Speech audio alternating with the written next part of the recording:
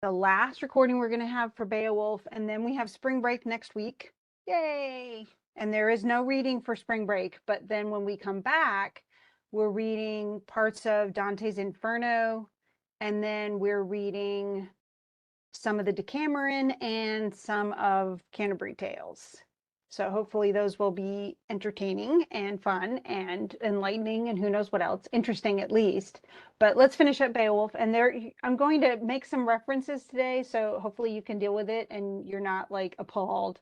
But it is, this is probably this is like, of all of the adventures of Beowulf, this is the most like Marvel's, end game, and when all of the warriors get together and everything, but this is the time when a warrior is asked to make the ultimate sacrifice. And that's, a lot of people argue with this ending, at least from today's world.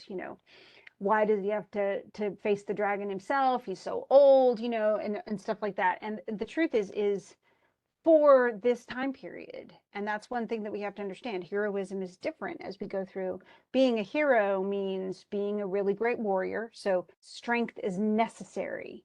The whole idea of Spider-Man being this young kid who's kind of, scrawny doesn't make sense, would not make sense to these Anglo-Saxon peoples, because how can you fight someone if you're this little weenie person, and you need somebody with brawn, with smarts, with skill at battle, with weapons and with hand-to-hand combat, somebody who can fight above all.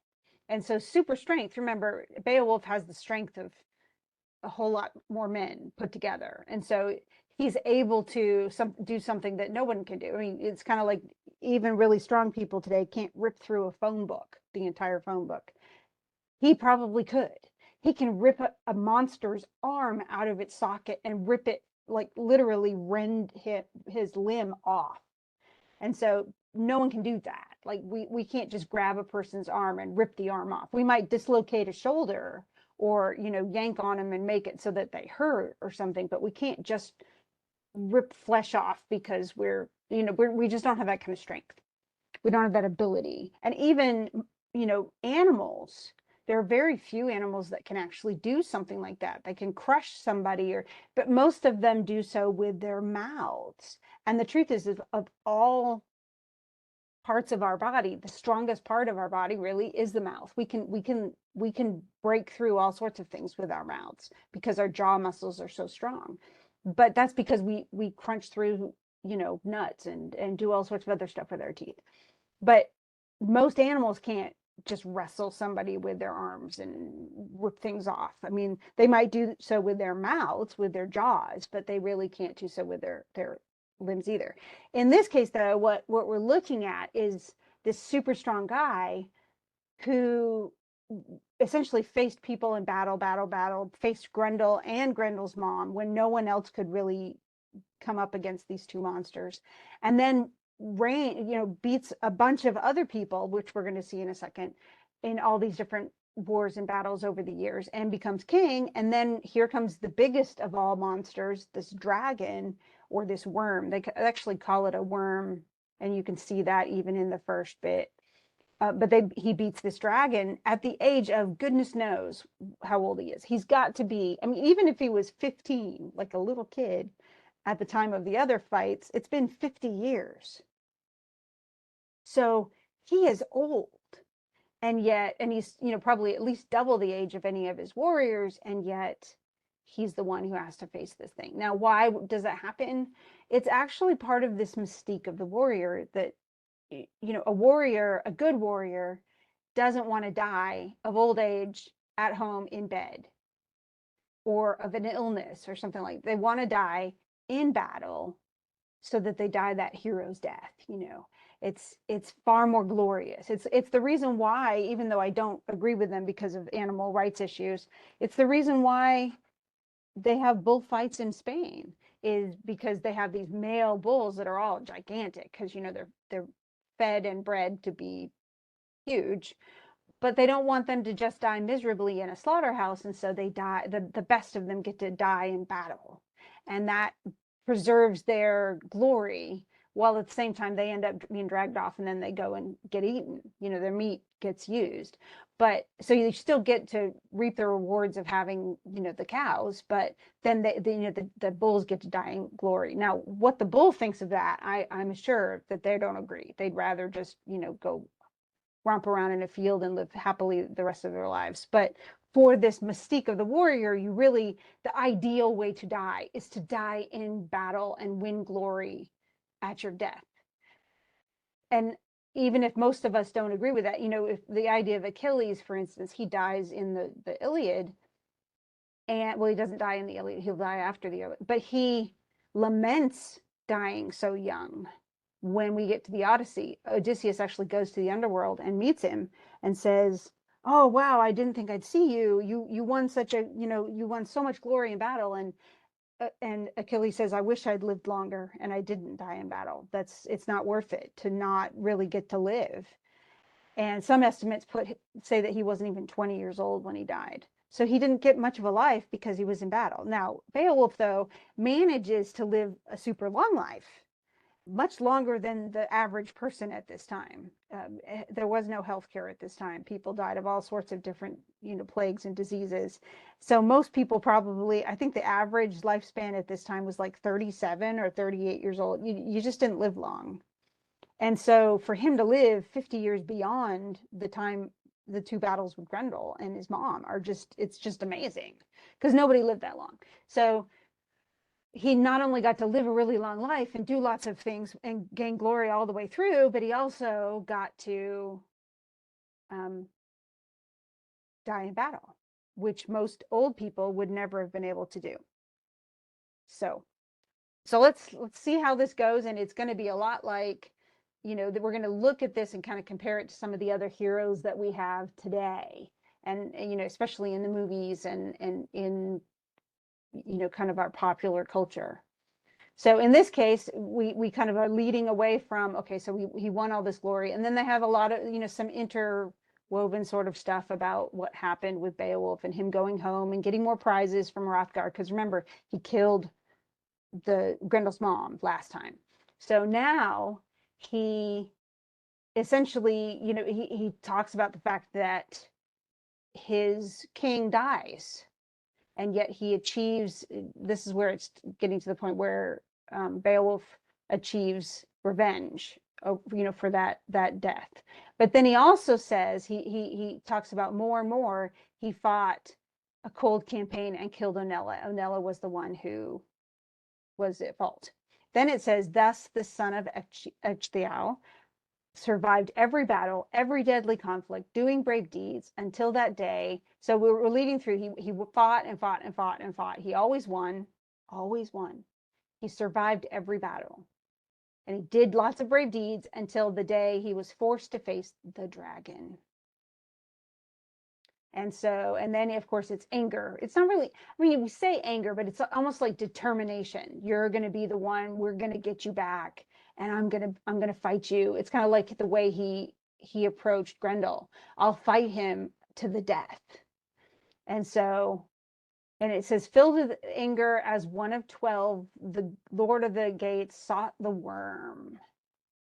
And it's funny because the worm, the dragon, is this traditional dragon. He has a hoard of gold somewhere in this caves type of thing, this mound, and he lies inside, under this mound of it's just like a little mountain or whatever, which is very much like the Smog, the dragon in The Hobbit. Although I don't suggest seeing the trilogy for that, because it's way extended and it adds all sorts of stuff that's really dumb. But the Smog, the actual dragon, is very much like it's depicted in the book. And he has a hoard of gold, and he's perfectly fine. Everything's fine unless you try to steal something from him. So he knows if anything's taken out of his hoard. Like he noticed, if you don't accidentally like pick up a ring or a brooch or a couple of coins or something, because he'll notice. Dragons just love their gold. They love shiny things. And so the dragons just sleep in there, perfectly happy for probably centuries. And yet he isn't, because all of a sudden, because essentially somebody, for to his hand from the thief came the precious cup. So in other words, a thief went into the hoard. He was 13th in that company. And it's funny because if you go to The Hobbit, they make up 12 with, and then that extra, it's like, it was either the 12th or the 13th. And it's like, why is 12 significant? More than anything, if you think about biblical elements, we have the 12 apostles and then Jesus. And so that idea of 13 is like, 12 is one of those really good numbers, and 13 makes it, like, changes the dynamic of what it is. So Jesus is part of his group, and yet he isn't. He's separate. Remember, things happen to Jesus that don't happen to the rest of them. There are things he understands that the rest of them don't understand. In this case, though, the 13th person is unlucky. And so, and that's actually a very mythic, it's not just our culture that thinks 13 is unlucky. It's many cultures, so Friday the 13th and all that other stuff. There some, like, for instance, China has problems with the number 4 because it's very similar to the word for death. I think it's China. It's either China or Japan. But most of us have this issue with the number 13. I actually don't have a problem with it. But in this case, though, he's the 13th of 12 people. Well, there were 12 people and then him. And he essentially goes with these other 12 people, that's Beowulf and his people, to go back to where the worm, the dragon was. They force him, they actually take him captive, and they force him to show the way back to the earth hall he knew, and that's that mound under the ground, the underground barrow by the sea surge, the wave wash, that's just by the seashore, where the shore is, that was filled inside with gems and gold work, its vile guard eager for battle. That's the dragon, keeper of gold of old under the earth. And it says it would not, so essentially what happens is the thief goes in, finds finds a path into the hoard, sees it, goes, oh, that's awesome. Let me just take this gold cup and pick it up and walk away with it. And the dragon knows. So the dragon comes out of his mount. He's been sleeping there for hundreds of years. And all of a sudden he comes out, he's mad because someone stole his cup. And so he goes around burning houses, burning villages, killing people. And there's a hue and cry, oh no, we need to save our place. So this is not Hrothgar and the land of the Danes. Beowulf has become, after his king was killed, Beowulf becomes king. And so he's been king for like 50 years. So he's been ruling a very peaceful place, Gateland, and now Gateland's in trouble. So it's not Hrothgar's place that's being attacked. It's not somewhere far away. It's his own place. Now, normally, though, what happens? Did Hrothgar go and fight Grendel? No, no, no, no, no. Hrothgar was old and feeble, and he depended on his warriors to do so. But Beowulf is old. He is probably older than Hrothgar was, but he has to be the hero. He has to achieve greatness. He can't do that. He can't have this glorious ending if all of his warriors go in there and fight for him. And so what instead he does is he takes a band. They make the thief of the cup lead them back to where the dragon's hoard is. Okay. And he shows them how to get in and everything, to where they would find the dragon again. And Beowulf is going to fight the dragon. Okay. And it's funny because he knows, like it says, the fate loomed all too near. And he says, an old king, restless yet ready, about to depart life from limb. So he knows he likely won't survive battle. He's old, okay, but he's okay. He's at peace. Remember, he was at peace way 50 years ago when he was going to fight Grendel, because he said, look, if I die in this, that's the way God wills it, and I'm willing to do that. But if I can kill him, then I'm going to save Hrothgar and all of his people from this kind of scourge. And so the same thing, I'm going to swim down in the pond and go and find the, Grendel's mom, even if it kills me. Now it's, I know, I mean, he knows. His heart is sad, but at the same time, he knows he's at peace with the idea that he's going to die, because he feels like this is just what a warrior does. Okay. So then he speaks to everybody. He says, I survived a bunch of battles when I was young. And he even talks about some of the stuff that I was 7 winters old when Rethel took me from father. And that's actually, it's a common practice in all the way through feudalism for the noble people, the noblemen. Their sons don't stay with them. They actually go to other houses and are raised by other people who battle harden them, who actually essentially teach them to be warriors. And so he goes, Rethel, he actually takes him from his own father to have and to hold, and he was a kinsman to me. And then he essentially is trained to be, I was no less a man to him in that house than his own sons. And his sons were Herbald. Everybody starts with an H except for Beowulf, practically. Hefsin and Hygelac. And Hygelac, remember, becomes king. And then he says what happens. So essentially the first one, Herbald, dies. Then Halfsin, and it's because Halfsin loosed an arrow from a horn-tipped bow, missed the mark, and shot his kinsman. So he's killed by his own brother, which, remember, Beowulf fought Grendel, who was the spawn of Cain, the very original brother killer. Cain killed Abel out of jealousy or whatever, because of, the gifts to God and stuff like that. And then he's sent away and ostracized. So this is another brother killer. Remember, Unferth, when he tries to trash Beowulf responds with, well, and you killed your own brother, so what are you talking about? And Unferth doesn't argue with him. So this whole idea of killing, I mean, this was unintentional, and yet it's still a bad thing. Even if you didn't mean to, this seems to happen. At least in Beowulf, it's a very common trope. So, and there's nothing that once you've killed him, he didn't mean to kill him, and yet he's dead.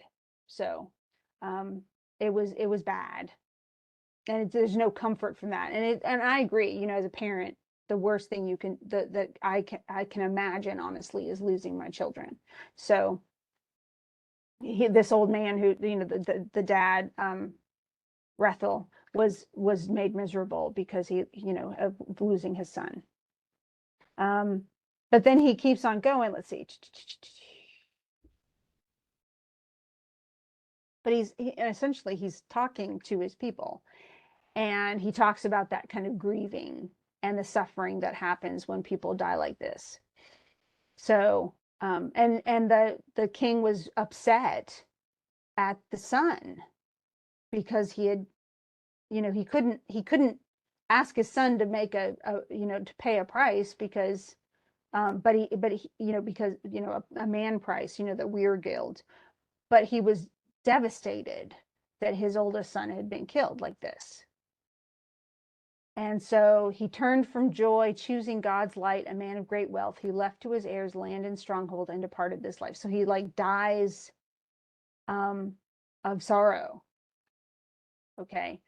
But then he keeps talking about these things. And so, and he's talking about, it's really a history, this is why, this is how revenge happens. This is what happens to people, what happened to all the people that came before me.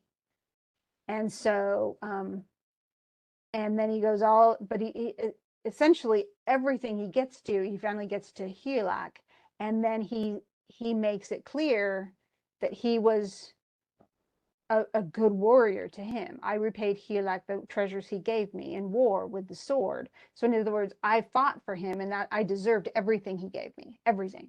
I gave him my loyalty and I fought for him, and I earned all of the wealth he gave me. Okay. And he admired me and valued me because I was such a great warrior. Okay. So he's kind of bragging. I mean, but he deserves it. And that's what most people in this time wouldn't have gone, oh, he needs to stop bragging. No, they would have said, well, he deserves all of that. So it's fine for him to brag because he really is that awesome. And so go ahead and brag because you should know your own worth. And so he goes um, through all of this and he talks about killing finally the Frisian king. But now he says, okay, I fought all this stuff. I served the king. I avenged the king when he was killed. But he says that now shall his blade's edge, hand and hard sword fight for the horde. So now it's time. We've got the dragon, and this is our battle now. And he spoke the words of a vow. Okay, this is just like he did. Remember, he says, I'm going to face Grendel with my bare hands, and whichever one of us gets killed is God's will. So I'm going to face him, though. I vow, I promise. Then he makes a vow to Hrothgar later. I promise I will face Grendel's mom, and I will not stop until I either kill her or I'm killed. But now he says, one more boast, one more vow. He says, I risked many a conflict when I was young. Now old, he knows he's not a young dude. I yet wish to seek vengeance, earn renown, if that evildoer leaves his vault to seek me. And then saluted each man. They salute him for his bravery, essentially. And he says to them, I would bear no sword if I could. And I would fight without a weapon if I knew how else to grapple for glory, as I did with Grendel. But he can't do that because the dragon's too dang big. But here is the heat of the furious flame, harsh and venomous. So I bear with me mail, shirt, and shield. So I'm gonna wear armor. I'm gonna have a sword. And from barrowward, in other words, going towards the barrow of treasure, the underground mound, I fall back not a foot. In other words, I will not retreat. I'm going to go for, yes, I'm wearing chainmail. Yes, I'm wearing armor and a helmet. Yes, I will use my sword. So I'm not, a god. And yes, I'm strong, but I'm old. But I promise I'm not going to run away from battle. And then he says again, just like he did with the other ones, what at the wall must come to pass is as fate determines and the maker wishes. Now, it's funny because he talks so much about fate. And yet if we go back to the ancient world and go back to Oedipus the king, think of how much the people in that play tried to escape fate and the things they were willing to do to escape fate. That it started with Jocasta and her husband Laius. They were willing to mangle their own child, to pierce his heels and tie them with rope and abandon him out in the woods to die, their own children, so that they could escape their fate. And they set all of the bad things that happened into motion because of that. But what Beowulf says is very clear. I will accept my fate. If my fate is to die, then I will die. If my fate is to lose, then I will lose. If my fate is to defeat the worm, I will do so. But I will face him and I will take however it comes out because that's just the way fate is. You have to accept the good and the bad. And so he says, I'm man enough to waste words no more on this warfly. That's the dragon. And he tells his men, bide here on the barrow, men in armor, warriors in war gear, and see which of us better endures his wounds in the warfare, which of the two. And then he tells his own warriors, this is not your fight, nor in any man's power but mine alone. So he tells these 12 people he brought with him, yeah, you just watch, I'll fight the dragon. Many people are like, that's stupid.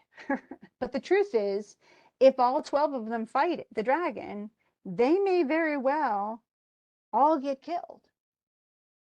Now, is it likely? No. Is it likely that would he have been more likely to survive if he hadn't faced them alone? Yes. But would more people have died? Probably. And so is he sort of sacrificing himself, this old guy, to save all of his other people for the future? Kind of, yeah. So you could look at this one event in so many different ways.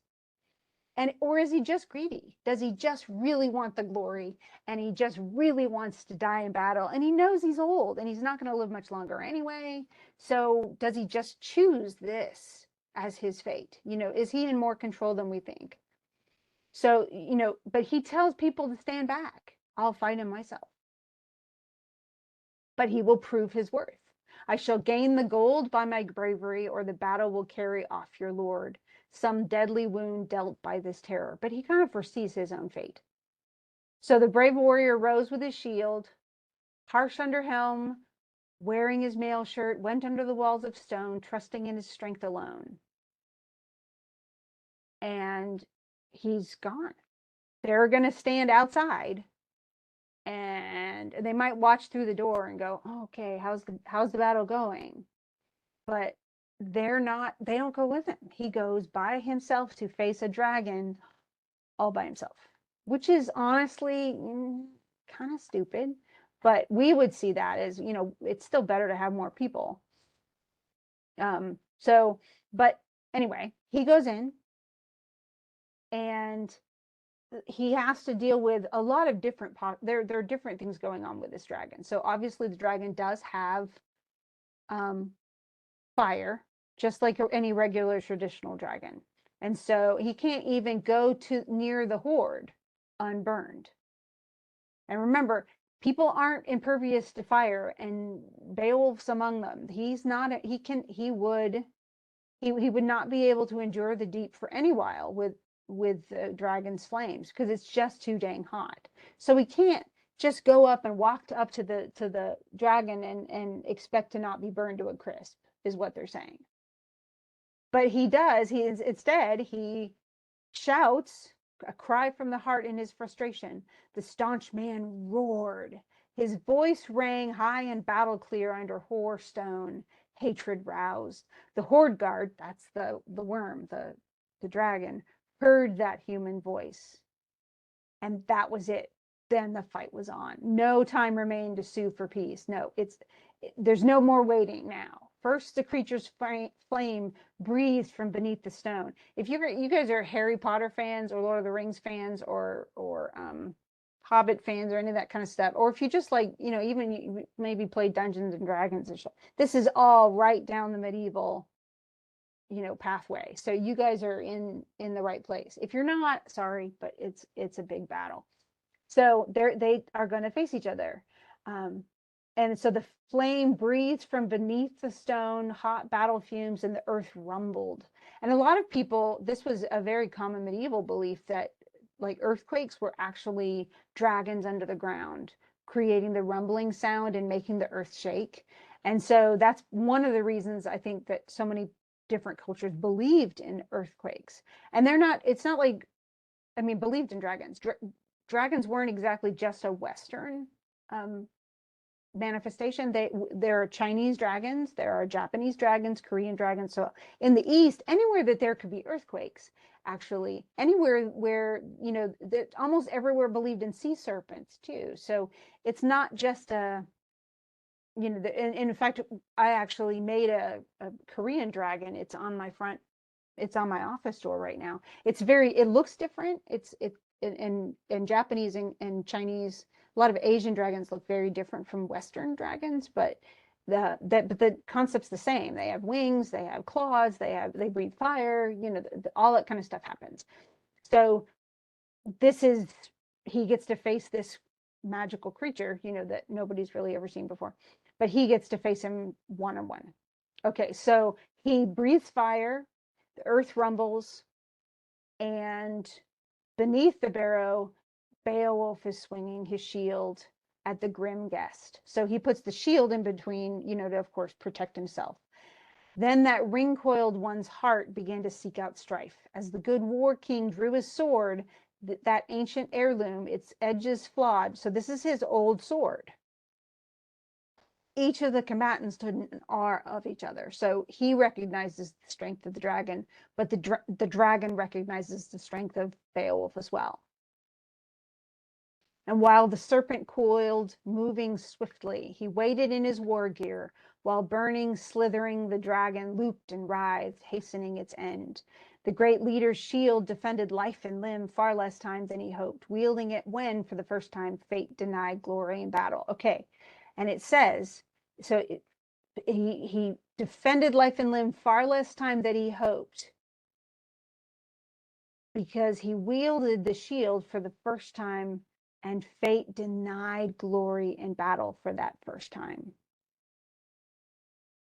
And so he's still essentially the shield's not going to keep him from dying, is what it's saying. Now he does still get glory in battle, but not without paying for it. So the gate's lord raised his hand and struck the ghastly skin. That's, of course, the dragon's skin with his ancient blade. So the bright edge bit, but weakly on bone, because a lot of this is again customary that they have this protective kind of shell, all these scales that make it so it's hard to actually kill a dragon. You have to find in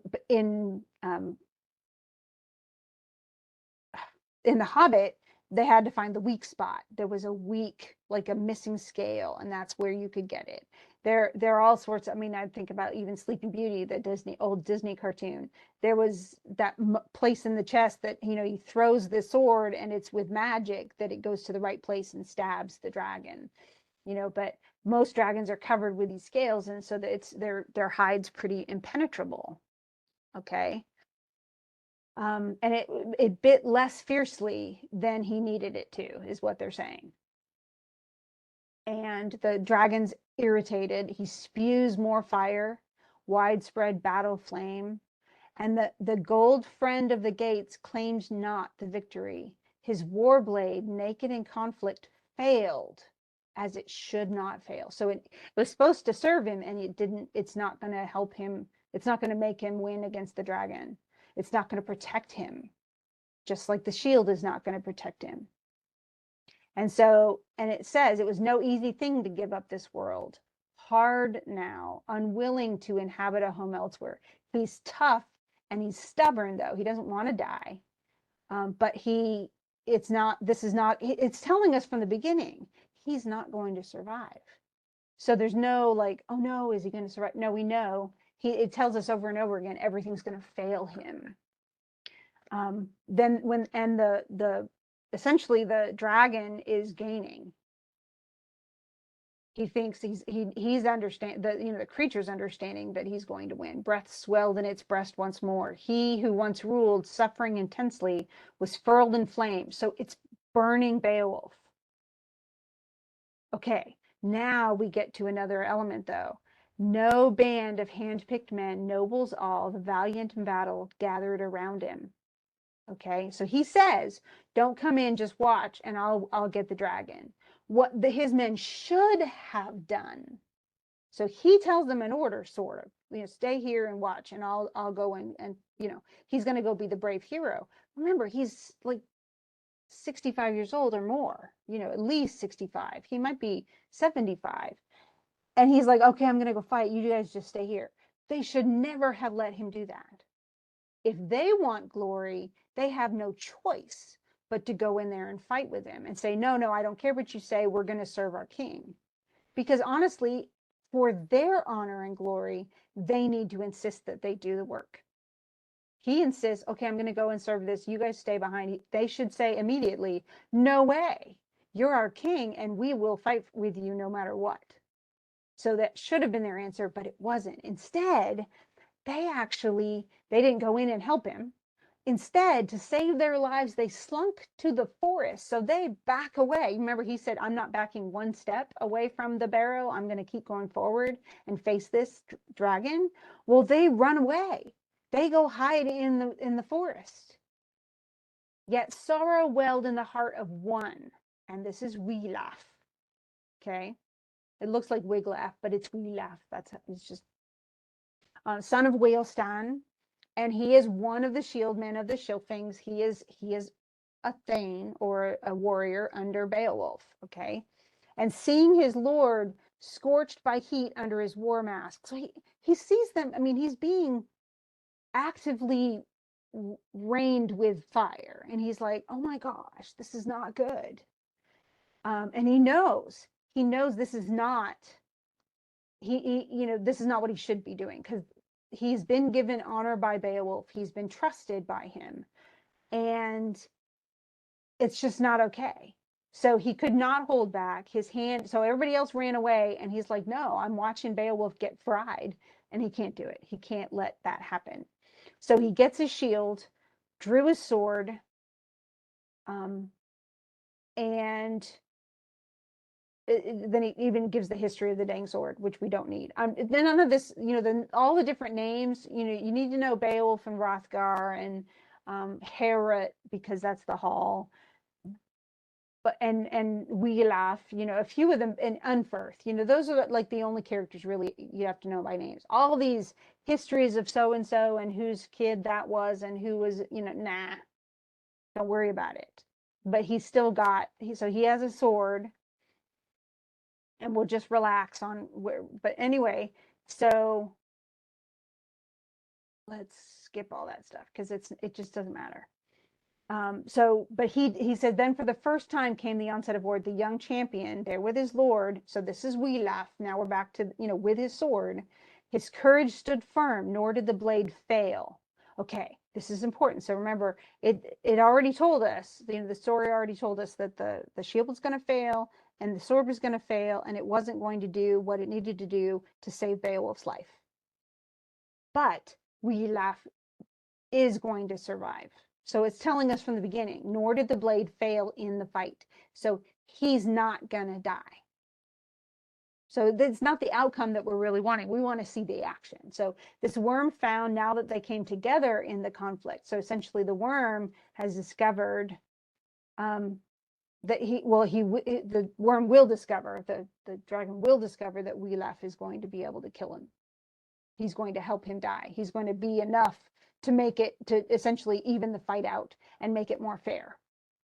But Wiglaf first speaks to it's funny, I've always found this really weird that he does this first, but he goes and speaks to all of the soldiers before he runs in and helps Beowulf. So he gets a sword, and we think he's going straight into battle, but he turns around to all the other the people who are hiding in the forest, okay? And he goes, I remember a time when we drank mead, making a promise to the king, Beowulf, that we would repay him his gift of war gear if ever the time of need came upon him. So we swore we would serve him as warriors. And he gave us gifts in honor of essentially our fealty, our promise that we would serve him.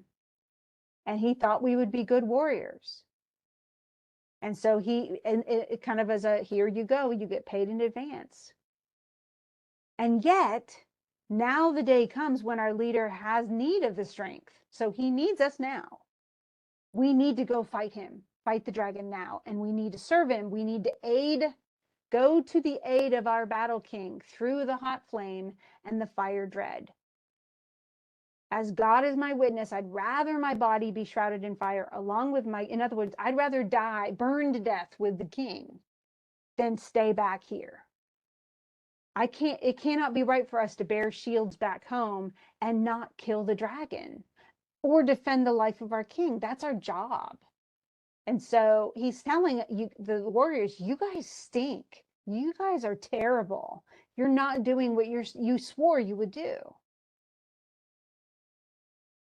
And he says, and I know, given what Beowulf has done in his past, all of his life, he alone does not deserve to suffer pain or fall in combat. He has earned the right to be king. In other words, he shouldn't be the one fighting. He and I will share sword and helm, ring mail and war coat. And he turns away from the people, and none of the soldiers follow him. He goes in by himself, runs in to face the dragon with Beowulf. And he comes in and he says, and he calls to his king and says, go on, carry this through. And he says, you know, you claimed you would. So keep doing the great deed and get that glory.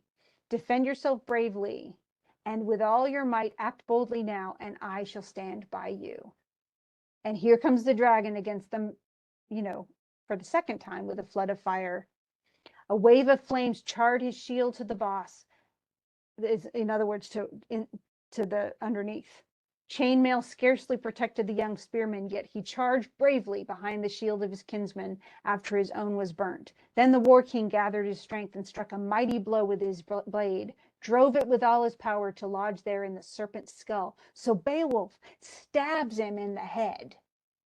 Beowulf's sword, nagling, it's actually more like nailing. It's the G isn't going to be G, but ancient and steel gray, shattered. Its edge had failed, nor was it given him to be aided in battle by the blade of iron. Remember, they already told us that the sword was going to fail, and it did. But he stabbed him in the head. So strong was his arm, or so I have heard. However hardened and bloodied the sword he wielded in battle, his blow destroyed it. So his arm was too strong, and that's why it shattered. Then the fire drake, you know, the dragon, the scourge of the folk, full of enmity, hot and battle mad, attacked for a third time as the hero gave ground, gripping Beowulf's neck. And this is what happens. So he tries the first round, then and he gets all blistered up and stuff because the dragon. Remember, his first attempt at stabbing and fails. It kind of like gets against his skin and won't dig in. Then he stabs him in the head, and his blade shatters. The sword shatters because his arm's just too strong. And we assume, of course, he still hit the hide. But then the dragon bites Beowulf in the neck. And it's kind of like, I mean, this definitely, it comes a little bit from Harry Potter's, which one is it? The third? No, the second, the Chamber of Secrets. There's a basilisk in the Chamber of Secrets, and it actually bites Harry on the arm, and he thinks he's going to die. And because it's fanged, and it has poison in its fangs, and that's exactly what's going on here. So it bites Beowulf's neck in its sharp fangs. He was drenched in blood, a wave of gore. And so this is bad. I mean, anybody listening is like, oh, Beowulf's dead. And it's not just because he got bitten in the neck. It's because Beowulf is able to stop this. He avoided the fangs, though his hand was burned, and using his strength well, the warrior in war gear struck lower, so that his rich sword inlaid with gold sank into the dragon, and the flames grew weaker.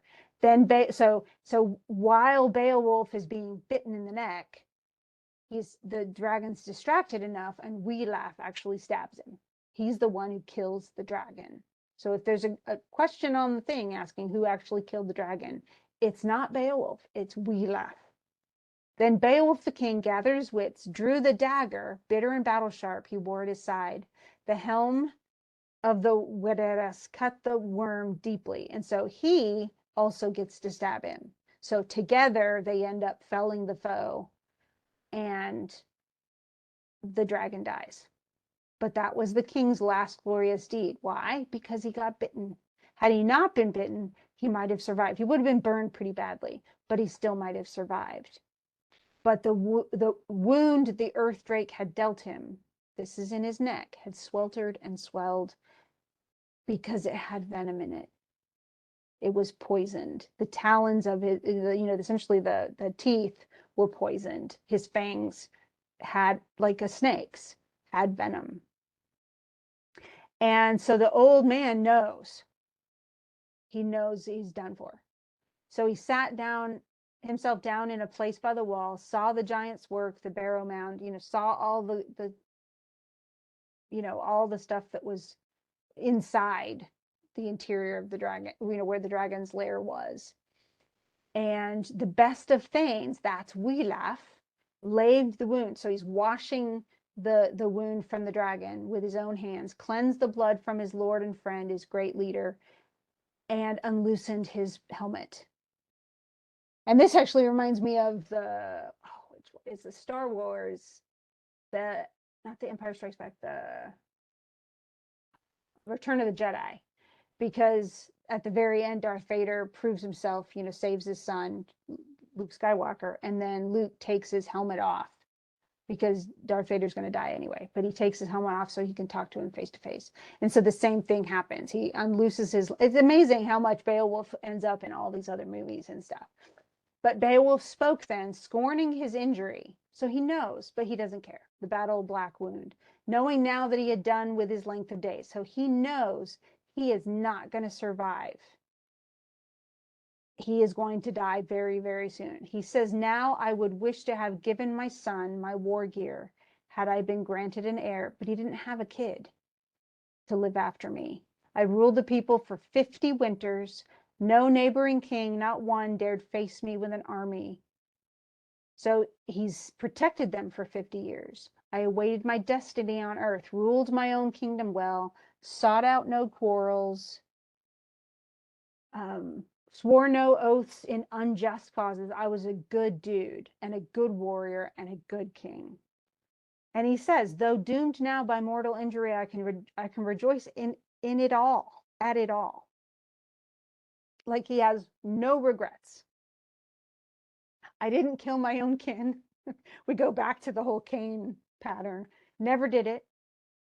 I didn't do I didn't fight for bad things out of greed or some other reason. But then he has a request. He says, I'm cool. I'm going to be I'm at peace with the fact that I'm going to die very soon. But now go swiftly, dear Beowulf.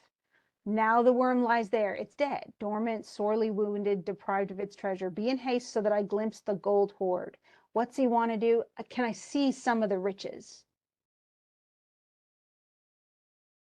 So I more readily, with wealth around me, might leave this life and the land I've long ruled. So remember, what is he going, when he goes to Hrothgar's realm and he's serving his king, he's going for glory and gold.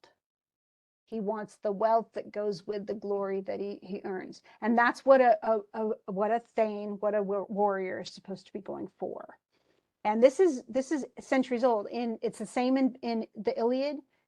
They're fighting, yes, they're fighting sorely for Helen, but Helen's going to go to one husband who's already married to her. The rest of them get to fight for gold and riches and fame.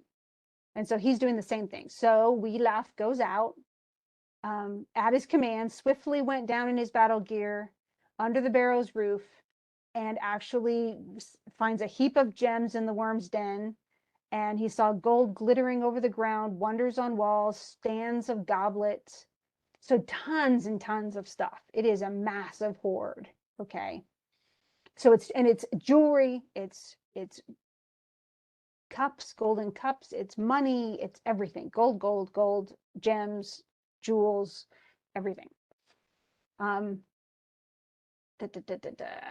he could see that, and essentially he could see everything there. He says there was no sign of the worm. Of course, the dragon's dead. The blade had finished him.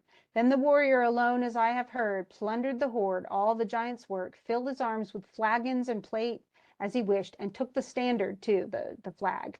The bright banner for the old king's blade with its edge of iron had already ended the one-time guard. So essentially he doesn't have to take his time because he's not going to have to fight the dragon because the dragon's dead.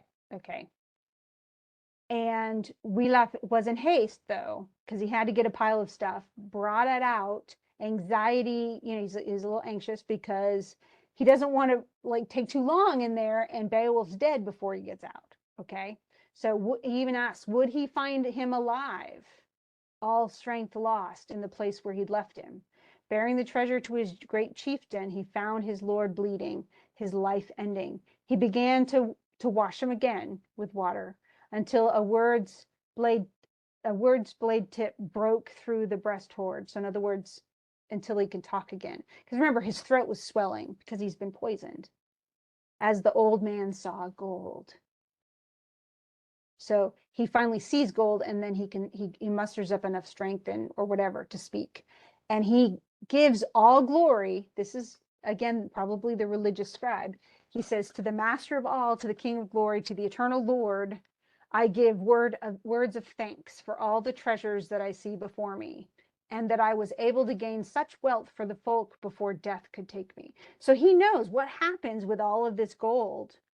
It's going to be distributed to his people, because even though he's dying, that doesn't mean all of it. It's not like Minecraft where you get killed or something and you lose all your stuff and other people take it. No, it's not like that. He gets to give it to all of his kingdom, and they're going to be better off for it.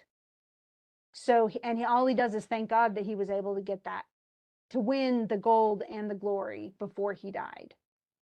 And he says, I have paid my life for this hoard. And he looks at Wiglaf and he says, now you must look to the nation's needs. I can hold on no longer. Tell those men famous in war to build me a bright mound on a cape by the sea's edge after the fire.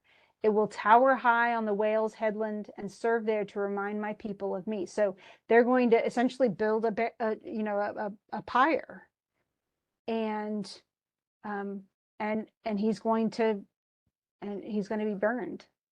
This is actually it's amazing, honestly, because in the Iliad, they finally get, when Achilles gives back the body of Hector to Troy, they build a pyre, and they have all these festivals and everything, but a long funeral, several days of funeral in honor of Hector.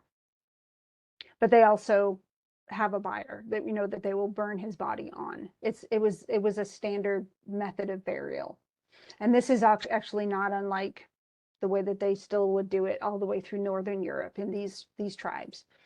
And they'll even call it by name, Beowulf's Barrow. Now we know this is not just something that was written. This is real stuff. That we know of burial mounds, not just, there are actually burial mounds here in the United States, but we know a lot of burial mounds in Europe where especially warriors, people who were great kings and things like that, would get an extra something. They'd be buried with a lot of their treasure. And in fact, that's one reason we know what some of the treasure looks like, is we found some of these burial mounds, and we found warriors' helmets and chainmail and weaponry and gold cups and things like that.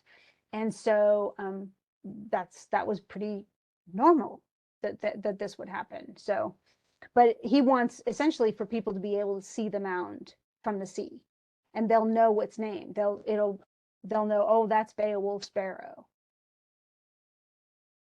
And so then the valiant warrior took from his neck the golden torque and gave it to the thane, telling the young spearman to use it well. So in other words, he's giving up all of his armor to Wiglaf.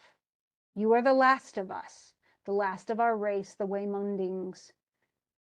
Fate has swept away all my kin, sent the earl, remember, he didn't have any kids, to their destined end. I must follow them. That was the old king's final word of all those in his breast before the funeral fire, the pyre's hot seething, though his soul yet went seeking the true steadfast. Of course, that last bit, it went on to seek the true steadfast power, and that's, of course, God. And so then he's dead. So, but he tells Wiglaf, he gives him essentially gives him his armor, gives him he says, you rule in my stead because you're the last of us. You're all that's left of the brave people. It's almost like, and it's a really sad ending to this, because it's almost like a precursor for the fact that this whole warrior culture, this idea of fealty and loyalty and tribal warriorhood is dying. And so by the time that this would have been written down, it really was dead. We had feudalism, and very much Christianized feudalism, but it's not like this. But was it ever? We don't know. Of course, was Beowulf ever really, did he exist actually? Who knows? We don't know. We have no idea if any of this is at all true. But it certainly reflects the ideas that were part of that culture. That this is the ideal warrior. This is the guy who deserves all of the gold, who fights for everything, who risks his life over and over again, and is mostly successful until he's just, honestly, the reason he died is because he was just so dang old. He didn't have the strength that he had. If had he been 25, he would have beaten the thing, but he didn't. But remember, the dragons also did. Okay. The worm, coiled in wickedness, no longer had mastery of the ring horde. The hard, hammered, battle-notched iron blade finished him. So, of course, it reiterates that this is going to, to be the end of at least the dragon. He did kill the dragon. Well, he and Beowulf is the one who gave him the big blow, but then Beowulf also got to stab him too. But at least that's not going to, he's no longer going to hurt anybody.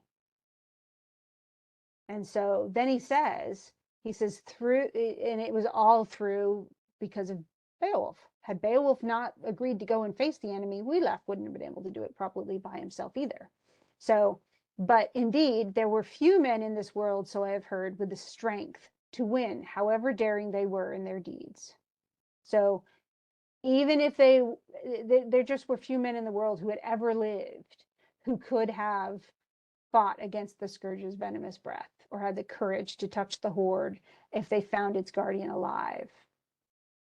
So, but then Beowulf's share of treasure was bought with death. He said that, just kind of repeats it. Each had reached the end of his lease of life, both the dragon and Beowulf. But of course, the dragon's probably hundreds of years old. But then we have the other people. Before long, those who had shirked the fight, remember those guys, those 12 people he brought, one of them went in and fought. The other 11 were in the woods hiding. Those who had shirked the fights, cowards and oath breakers, left the wood. 10 men who had failed, I guess it's 10. So we have 11, the 11th is Beowulf, and then the 12th is Beowulf. So 10 men who had failed to make use of their spears in the hour of their Lord's greatest need. This is awful. So Beowulf is great. Beowulf is also pretty dang good. These people don't deserve to have armor. They deserve to be stripped of their armor because they didn't do their job. Now, do we have, similarities of today? I mean, even in real world, think about the school shooting where the policemen stayed outside. They didn't go into the building for 45 minutes. That kind of thing is what we say, no, you guys are paid warriors. Your job is to go into that school and get the shooter, not to stand outside.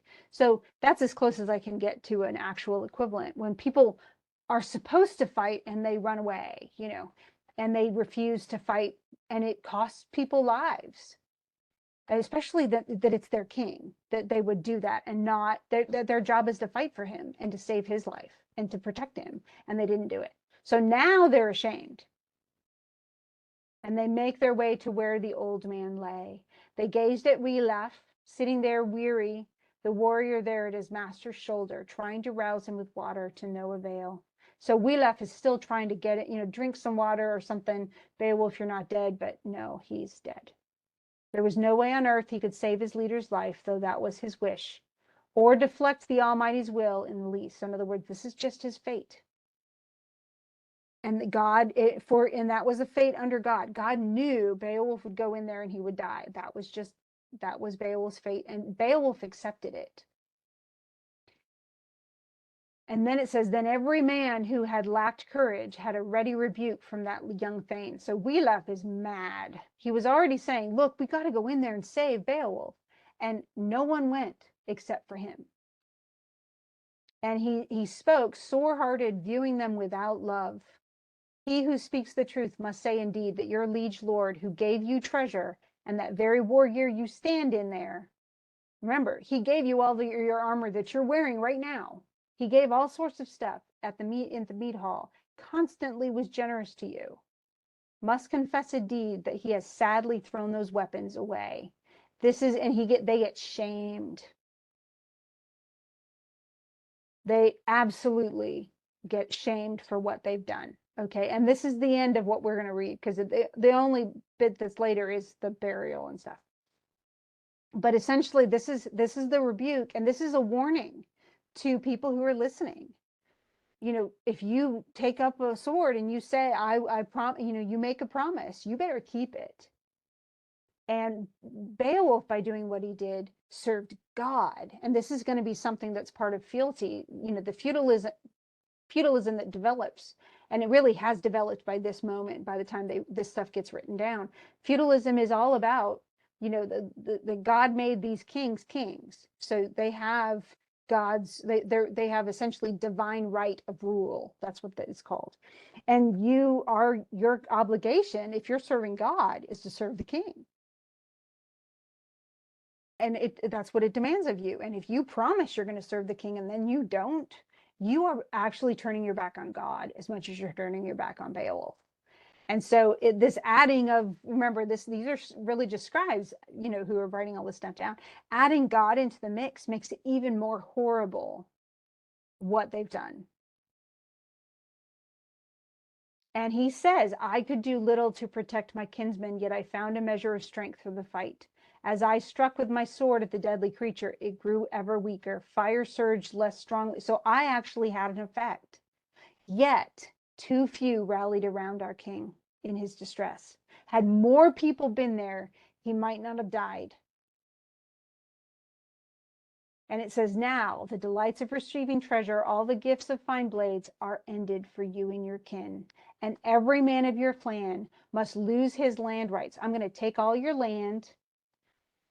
Once the princes afar learn of your flight, you are dead to all glory. Death is better than for every man of you than a life full of shame. And so this is like, you guys are better off dead, because you have so shamed the office of warrior, of thane. You did not serve your king. You were utterly awful. You were the worst ever. And that's the end of that rebuke. But everybody's like, yeah, because they're angry. They don't want Beowulf to have died. But so the people listening to this, the audience would have been like, yeah, that's not how we do this. We have to go protect Beowulf, But it also is a reminder to people in the hall, hey, you need to serve your king. You need to fight for your lord. You need to, otherwise we're going to be destroyed.